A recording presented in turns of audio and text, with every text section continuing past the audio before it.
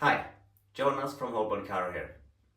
I would like to run through a really important exercise to rebuild the strength in your back after long-term back issues.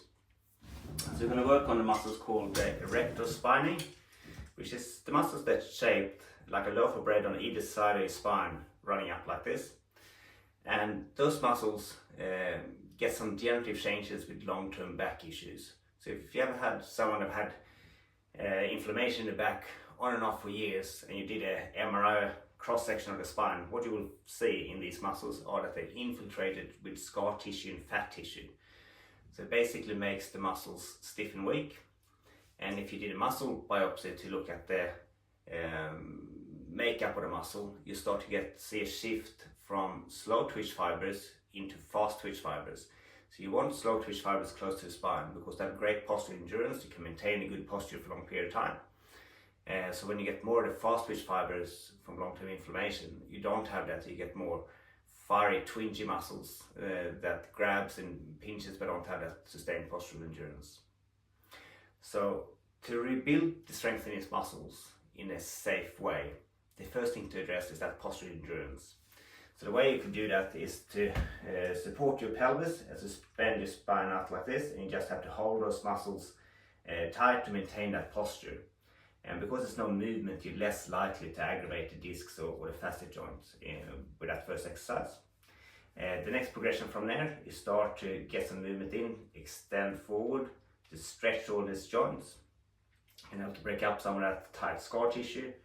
And then you use your arms to pull yourself back up to a neutral posture, and just do reps of that.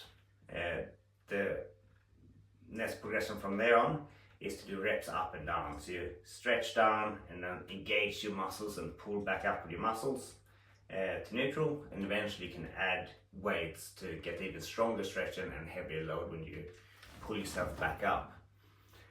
A great way to do this is if you're in the gym and you have access to a Roman chair. So it has some pads you put against the hip. Usually your legs are about 45-degree angle, sometimes 180-degree angle, and then you sort of suspend it out like that. If you don't have access to that, or you do your exercise at home, a cheap alternative is to use a Swiss ball like this. So rather than having those pads on the hip, I can use the ball on my stomach. And I'm going to use the wall here, so I put my feet quite wide against the wall. And then from here, you can do different progressions. Not that much weight here with my arms back. A little bit more weight here, the most weight up here. Just maintaining that posture. The next progression is to lower myself down. All the way down. And I use my hands to lift back up.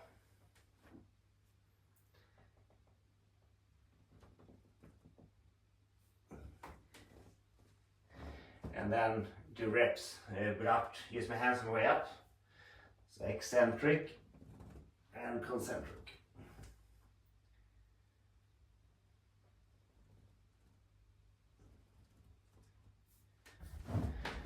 Or you can add a weight to make it harder, so you don't chest. Or on top of my head.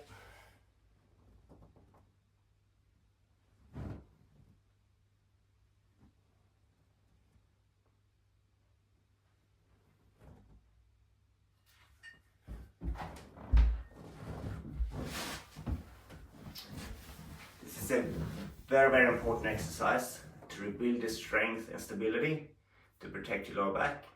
But it's important that you progress slowly, because if you go too hard too early, you get that delayed onset muscle soreness where the muscles get a bit sore and tight.